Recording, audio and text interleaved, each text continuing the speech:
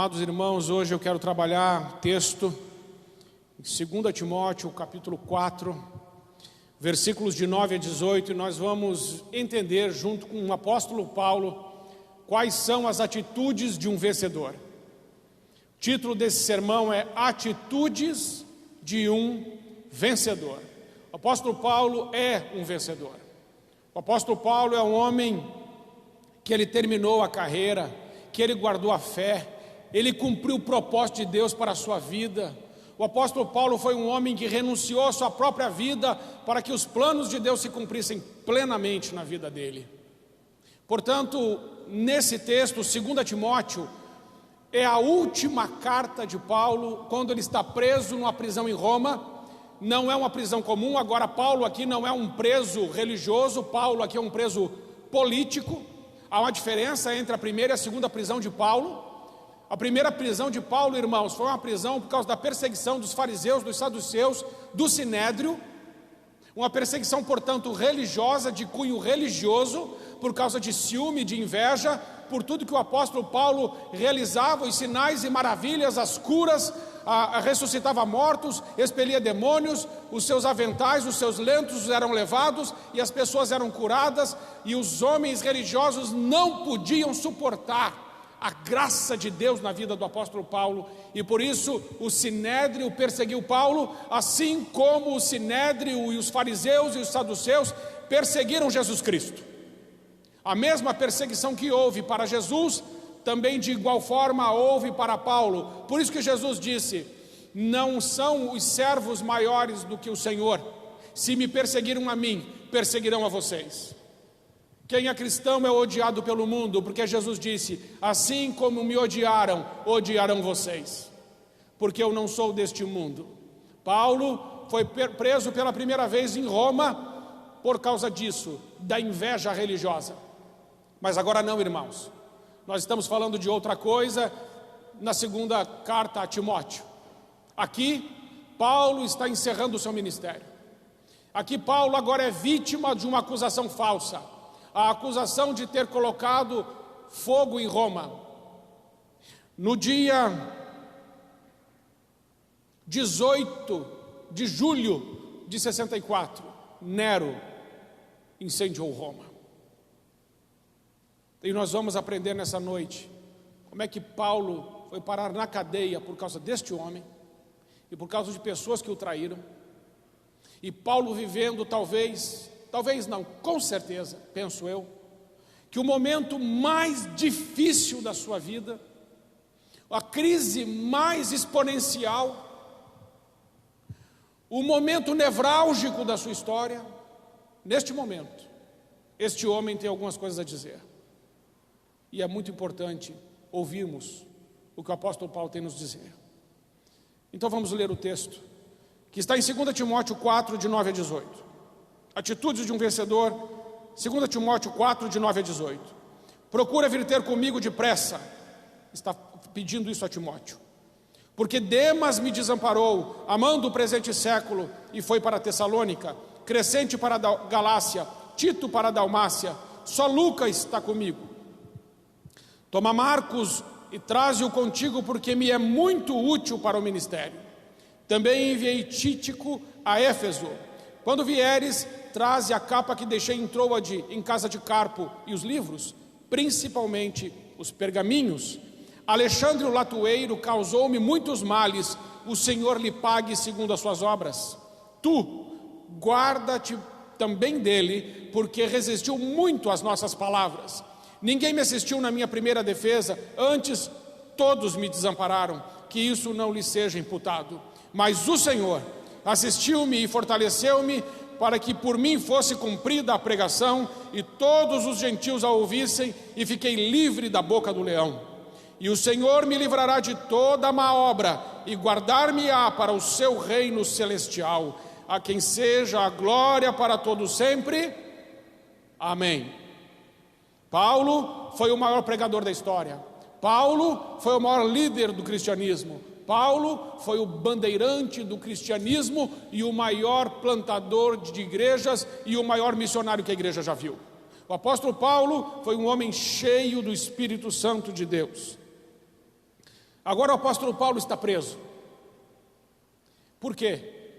Porque Nero, irmãos, aquele homem louco, aquele homem que estava com certeza sendo usado por Satanás, ele se veste de ator, ele sobe no alto do seu palácio e ele vê Roma sendo lambida pelas chamas e se diverte com isso.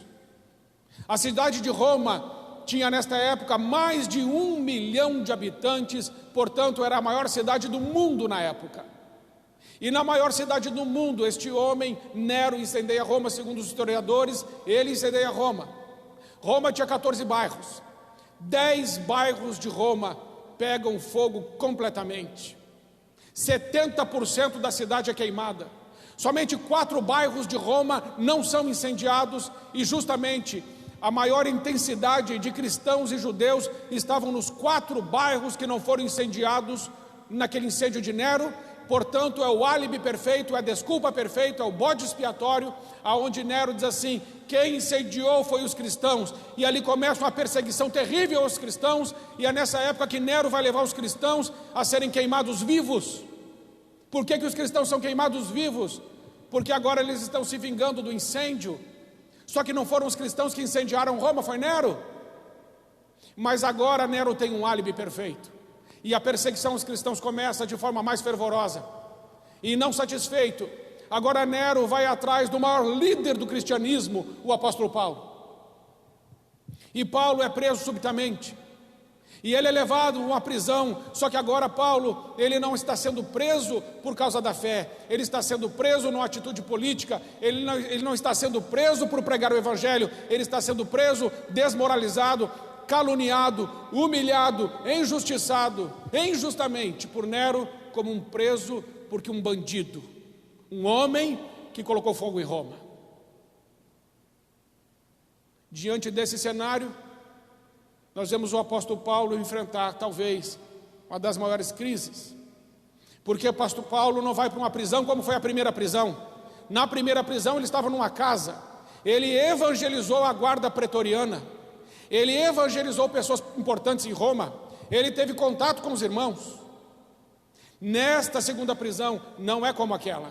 Esta é uma prisão fria, úmida, insalubre, aonde os homens ou saíam mortos ou saíam leprosos.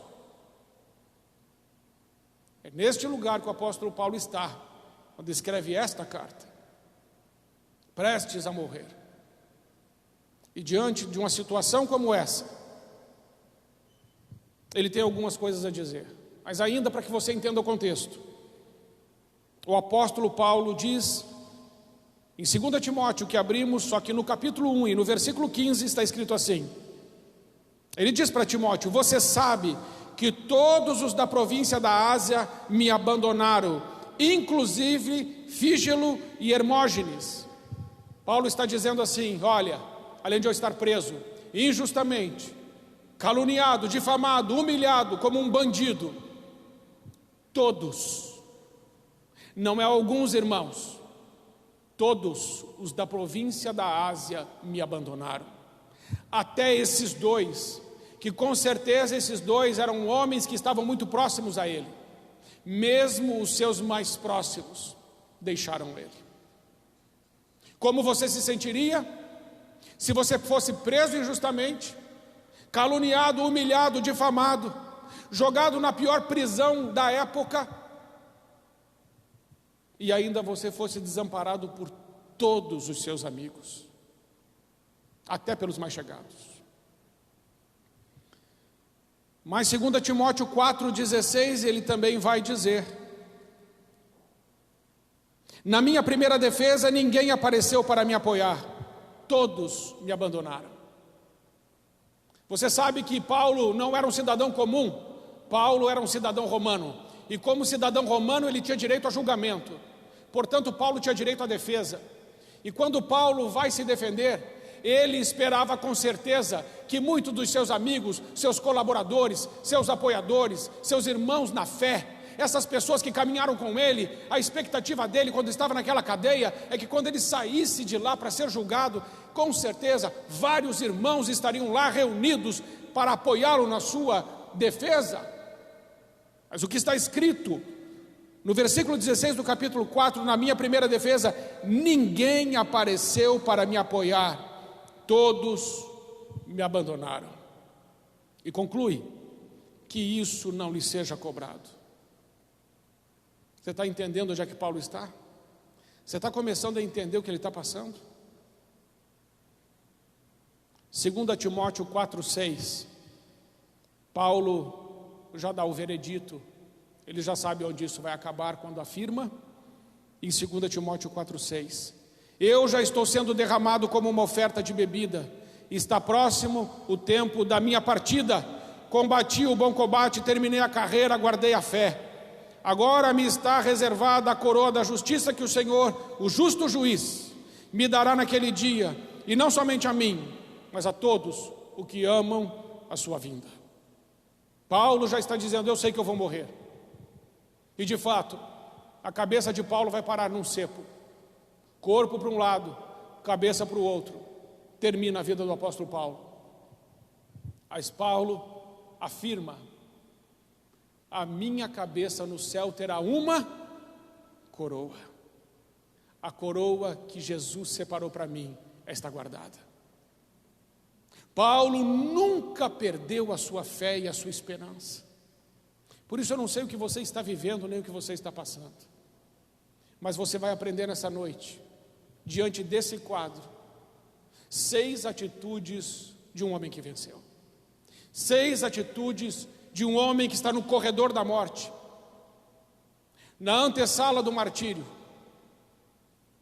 Paulo agora está a um passo de ter a sua cabeça cortada. E ainda assim, ele tem muita coisa para nos ensinar. E a primeira delas está em 2 Timóteo 4,9. Primeira atitude, não fique sozinho. 1 Timóteo 4,9. Procura vir comigo depressa. Paulo está falando a Timóteo, seu filho na fé. Paulo sabe que o diabo isola para matar. Paulo sabe o perigo de ficar sozinho. Não é bom estar só, sobretudo nos momentos de crise, quando estamos vivendo momentos desafiadores. Ficar só é um perigo, podemos desanimar, desistir. E Paulo entende a importância de ter um amigo. Então Paulo vai dizer, Timóteo, vem depressa. Amigo, irmãos, amigos verdadeiros são aqueles que chegam quando todos já foram embora. Amigo verdadeiro é aquele que não está com você talvez quando você esteja sorrindo, mas certamente estará com você quando você estiver chorando. Amigo de verdade é aquele que permanece com você no momento da crise. Amigo de verdade é aquele que não te abandona. Amigo de verdade é aquele que renuncia e recua para que você possa ter. Paulo tinha um amigo de verdade. E esse amigo de verdade na vida de Paulo se chama Timóteo. Timóteo, ele diz, meu verdadeiro filho na fé.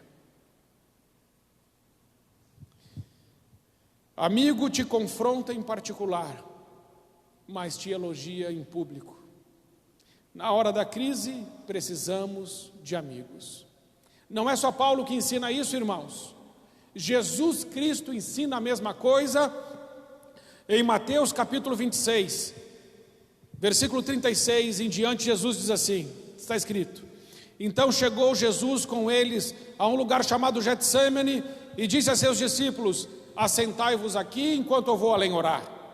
E levando consigo Pedro e os 2 filhos de Zebedeu, a saber, Tiago e João, começou a entristecer-se e a angustiar-se muito. Ele estava triste e ele estava angustiado. Então disse-lhes, a minha alma está cheia de tristeza até a morte, ficai aqui e velai comigo. Jesus está dizendo para os seus amigos, eu estou triste, eu estou angustiado, eu não estou bem, fiquem comigo, orem comigo, permaneçam comigo, eu preciso de vocês. Embora nem Pedro, nem Tiago e nem João tenham dado conta de permanecer com ele por causa do peso do que estava acontecendo naquela hora, Jesus os chamou da mesma forma. Na hora da crise, chame seus amigos.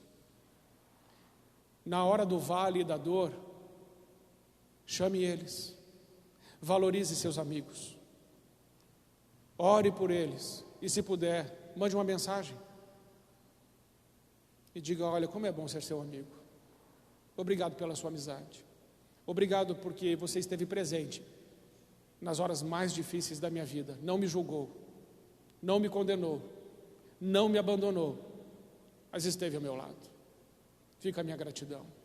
Primeira atitude que aprendemos com o homem que está no corredor da morte: procure seus amigos. Segunda atitude que aprendemos com o apóstolo Paulo é aprender com o passado. 2 Timóteo 4,10, o versículo seguinte: porque Demas me desamparou, amando o presente século, foi para Tessalônica, Crescente para a Galácia, Tito para a Dalmácia.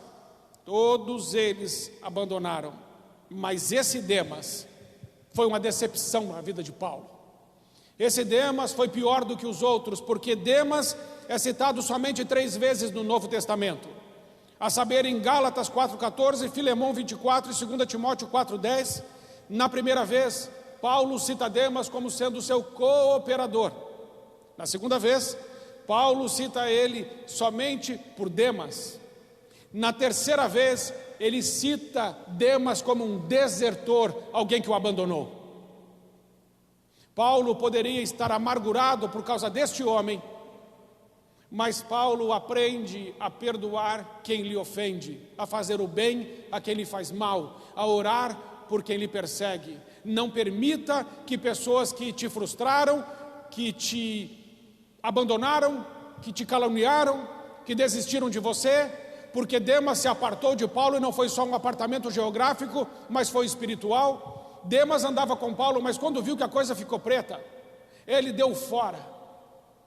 Quando ele viu que andar com Paulo não dava mais ibope, mas andar com Paulo poderia ser preso, açoitado, julgado e até morto por andar com o apóstolo Paulo e por ser chamado de discípulo de Paulo, então é melhor abandoná-lo logo, porque Paulo não é uma boa companhia, não me dá ibope, não me dá privilégio, eu não ganho nada com essa amizade, portanto eu estou saindo fora. Foi isso que Demas fez. Ele caiu fora quando percebeu que a amizade com Paulo não ia dar ibope nenhum para ele. Existem pessoas que poderão se aproximar de você porque querem aproveitar alguma coisa que você tem a oferecer. A partir do momento que você não tenha mais nada para oferecer, elas somem do mesmo jeito que vieram. E ainda podem te prejudicar. Ainda que isso aconteça, perdoe. Não leve junto com você a amargura, nem a raiva, nem a dor, nem a humilhação, nem a calúnia. Deixe na cruz. Paulo ainda nos ensina em 2 Coríntios 4, de 16 a 18, sobre isso, dizendo: por isso não desfalecemos, mas ainda que o nosso homem exterior se corrompa, o interior contudo se renova de dia em dia, porque a nossa leve e momentânea tribulação produz para nós um peso eterno de glória muito excelente, não atentando nós nas coisas que se veem, mas nas coisas que não se veem, porque as coisas que se veem são temporais, mas as que não se veem são eternas. Quando Demas viu que o seu modelo de crente e de amigo seria morto, Demas o abandonou, voltou para trás, fugiu. Terceira atitude que podemos aprender com Paulo: perdoa. Só Lucas está comigo, toma Marcos e traze-o comigo, porque Marcos é muito útil para o ministério, diz Paulo em 2 Timóteo 4,11. Ele está dizendo que Marcos é muito útil, mas em Atos 13, nós vamos ver que Marcos vai com Paulo para Perge e para Panfilha, mas chega um determinado momento, em Atos 13, que João Marcos se aparta de Paulo. Nós não sabemos porquê, mas dá para imaginar que João Marcos, por ser novo, estava novo na caminhada, não aguentou o tranco de Paulo, o ritmo de Paulo, o fervor de Paulo, e falou assim: eu vou parar a viagem por aqui, Paulo, daqui você vai. Mas o que acontece é que Paulo ficou bravo e muito chateado com João Marcos. E isso está muito claro em Atos capítulo 15, versículo 36, que diz: e alguns dias depois disse Paulo a Barnabé: tornemos a visitar nossos irmãos por todas as cidades em que já anunciamos a palavra do Senhor, para ver como estão. E Barnabé aconselhava que tomassem consigo a João, chamado Marcos, mas a Paulo parecia razoável que não o tomassem consigo, aquele que desde a Panfilha se tinha apartado deles e não os acompanhou naquela obra. E tal contenda houve entre eles, que se apartaram um do outro, Barnabé para um lado, Barnabé com Marcos para um lado, e Paulo com Silas para outro, e se separaram, brigaram. Paulo brigou com Barnabé por causa de João Marcos. Barnabé falou: vamos levar João Marcos. Paulo falou: eu não levo esse cara porque esse cara rói a corda. Eu não levo esse cara porque esse cara me abandonou. Nós estávamos caminhando juntos, de repente ele não quis mais. Agora não tem mais chance comigo. Comigo só erra uma vez, não vou dar chance para a segunda. Já ouviu isso? Comigo você só erra uma vez, não vou te dar chance para a segunda. Paulo perdoou. Paulo agora está dizendo em 2 Timóteo 4,11: toma Marcos e traze-o contigo, porque me é muito útil para o ministério. Alguma coisa aconteceu depois, aonde Paulo reconheceu que talvez tenha sido um pouco forte demais com João Marcos, e porque ele era novo, e ele ainda não sabia e não entendia das coisas direito, Paulo teve paciência, perdoou João Marcos. Com certeza começaram a caminhar juntos, com certeza, e Paulo percebeu que se enganara. Na verdade, João Marcos é muito útil para o ministério. Existem pessoas, irmãos, que talvez elas nos decepcionaram, nos entristeceram de alguma forma. Não devemos simplesmente descartá-las, porque elas não fizeram aquilo que a gente esperava. Paulo mostra isso antes da sua morte, que existem pessoas que nos frustraram, mas vale a pena continuar acreditando e dar uma nova oportunidade. Ele perdoou e tornou João Marcos útil de novo. Às vezes, irmãos, perdoar é tornar o outro útil. Porque às vezes perdoamos, mas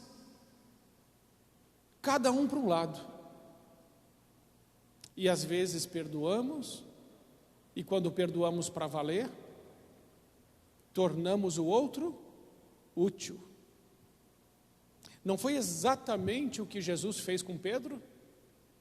Quando Pedro negou a Jesus 3 vezes, Pedro desistiu de ser o apóstolo Pedro e voltou a ser pescador de novo. Aí Jesus encontra com ele em João 21, na beira daquele mar, e pergunta 3 vezes para Pedro se ele o ama, e Pedro diz: eu amo. E Jesus disse: então Pedro, vai pastorear as minhas ovelhas. Pedro tinha se tornado inútil por causa daquela negação, e Jesus o perdoa e o torna de novo útil. Cuidado com um perdão que deixa a pessoa inútil, inutiliza.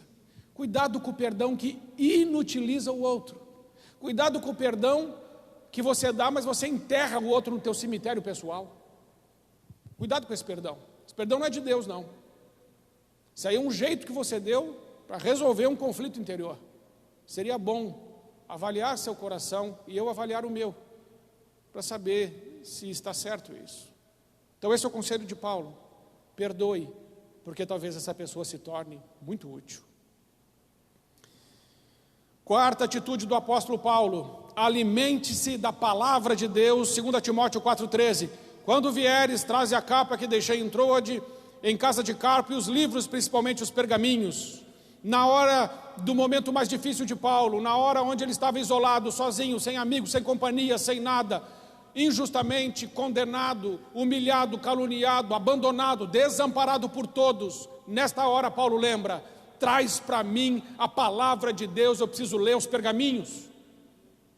E Paulo também está mostrando aqui que não é super-homem. Ele está dizendo assim: traz-me a capa que eu deixei na casa de Carpo. Paulo está passando frio, irmãos. Paulo é um homem como você e eu. Paulo é um ser humano normal. Ele está dentro daquela prisão insalubre, fria, está passando frio, ele diz, traz minha capa. Mas não traz só minha capa para confortar o meu corpo, traz os pergaminhos para confortar a minha alma. Eu preciso da palavra de Deus. E, irmãos, nós também precisamos lembrar de Números 23:19. Deus não é homem para que minta, nem filho de homem para que se arrependa. Se Ele prometeu, Ele vai cumprir. Precisamos lembrar, irmãos, de 1 Reis 8:56. Porque todas as boas promessas feitas por intermédio de Moisés, nenhuma delas veio a faltar. Todas as boas promessas de Deus que saíram da boca de Moisés, todas se cumpriram. Precisamos nos lembrar de Tito, capítulo 1, versículo 2, Deus não é homem para que minta. Precisamos nos lembrar, irmãos, de Tiago 1,17, toda boa dádiva e todo bom perfeito vem do Pai das luzes, em quem não há mudança e nem sombra de variação. Precisamos nos lembrar de Hebreus 13:8, Jesus Cristo é o mesmo ontem, hoje e será eternamente. Precisamos lembrar de João 14:6, eu sou o caminho, a verdade e a vida, e ninguém vem ao Pai, senão por mim. Precisamos lembrar das palavras de Jesus, nunca te deixarei, jamais eu te abandonarei, mas eis que estarei convosco todos os dias, até o final.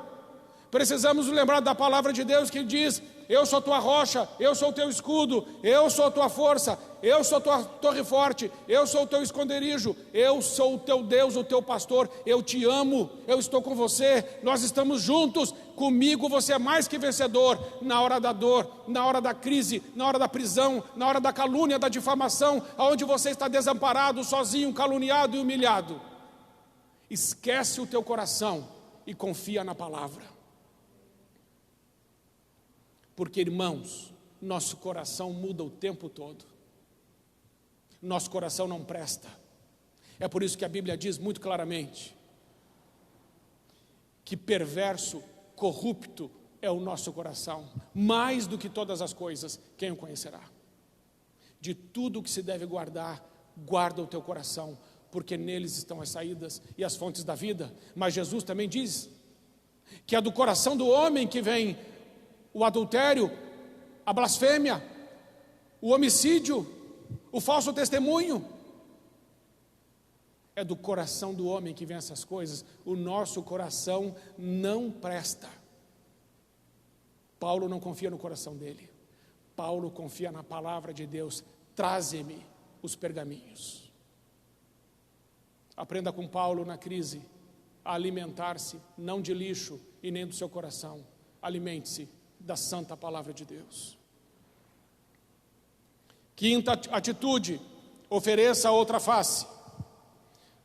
2 Timóteo 4,14, Alexandre o latoeiro casou-me muitos males, o Senhor lhe pague segundo as suas obras.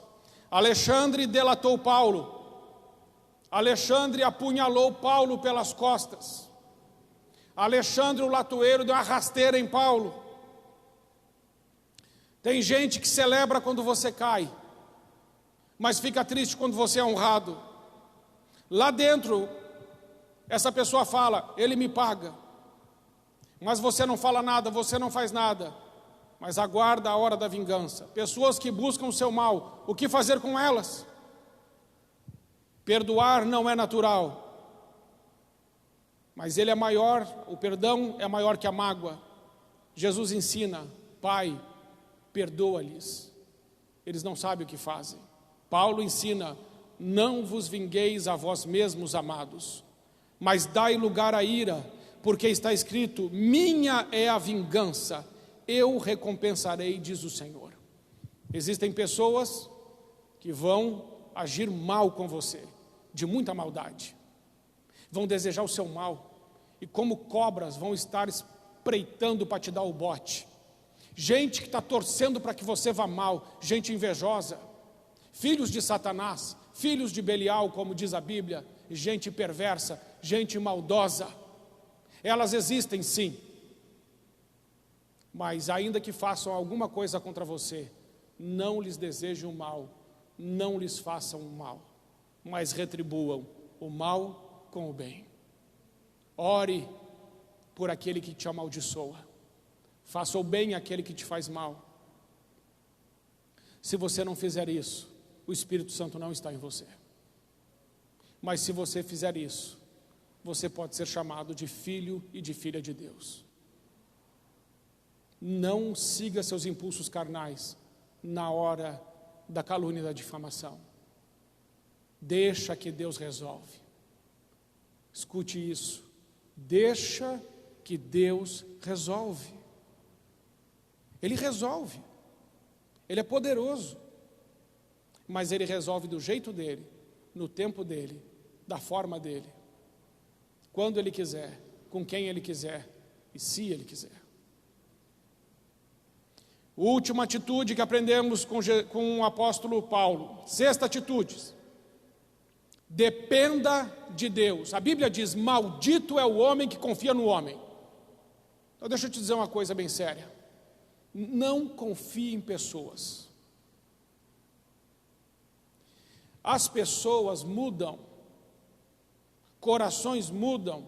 Opiniões mudam. Conceitos mudam. Não coloque sua confiança no braço da carne. Coloque sua confiança somente em Deus, o teu Senhor. Ele não muda. Ele é o mesmo. E Ele te conhece. Veja bem. 2 Timóteo 4, 16 e 17. Ninguém me assistiu na minha primeira defesa, antes todos me desampararam. Que isto não lhe seja imputado. Mas o Senhor assistiu-me e fortaleceu-me, para que por mim fosse cumprida a pregação, e todos os gentios a ouvissem, e fiquei livre da boca do leão. Versículo 18. E o Senhor me livrará de toda má obra, e guardar-me-á para o seu reino celestial, a quem seja a glória para todo sempre. Amém. Todos abandonaram Paulo. Aí Paulo diz assim, todos me abandonaram, todos me desampararam, todos fugiram. Mas o Senhor me assistiu, e o Senhor me fortaleceu, e o Senhor me guarda, o Senhor me ama, o Senhor me honra, o Senhor me sustenta, o Senhor me levanta, e Ele está dizendo, bendito seja o nome do Senhor, porque Ele ficou junto comigo. Eu quero te dizer isso nessa noite. Aprenda com Paulo isso. Muitas pessoas fugirão e te desampararão na tua caminhada. Não importa. Ele, o Senhor, nunca fará isso. Nunca fará isso. Ele sempre, sempre, sempre estará com você. Amém? Essas são as 6 atitudes de um vencedor. Recapitulando. Primeira atitude, não fique sozinho. Segunda atitude, aprenda com o passado. Terceira atitude, perdoe. Quarta atitude, alimente-se com a palavra de Deus. Quinta atitude, ofereça a outra face a quem te traiu. Sexta atitude, confie em Deus. Ele jamais te abandonará. Você pode ficar em pé, vamos orar?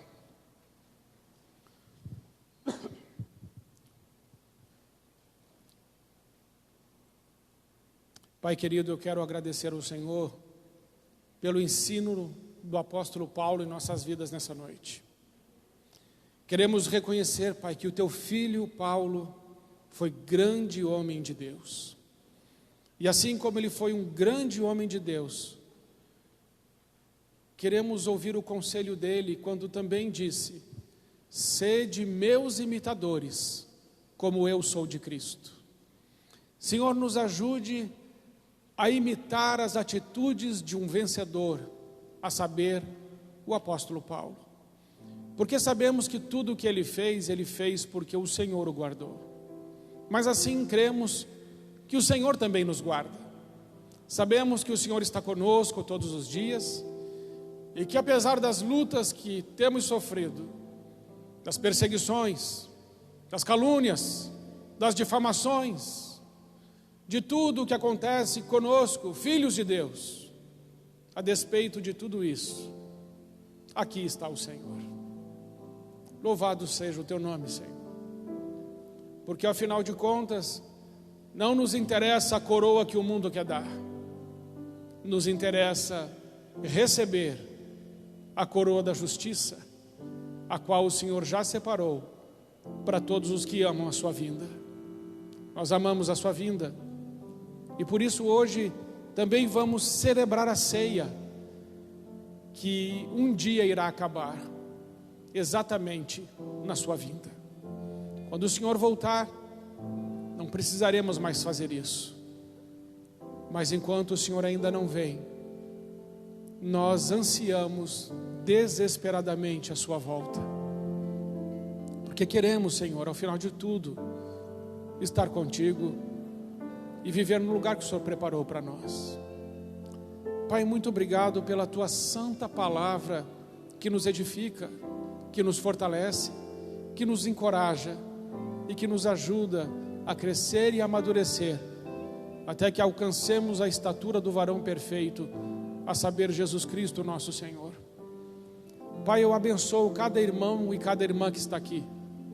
Também abençoo suas famílias, suas casas, e peço ao Senhor que a tua presença esteja com eles e que eles possam perceber isso, porque o Senhor sempre está, mas que possam percebê-la na casa, no trabalho, no casamento, com os filhos, onde for, que a tua presença seja manifesta, poderosa no meio de todos nós. É a nossa oração, agradecidos em nome de Jesus. Amém.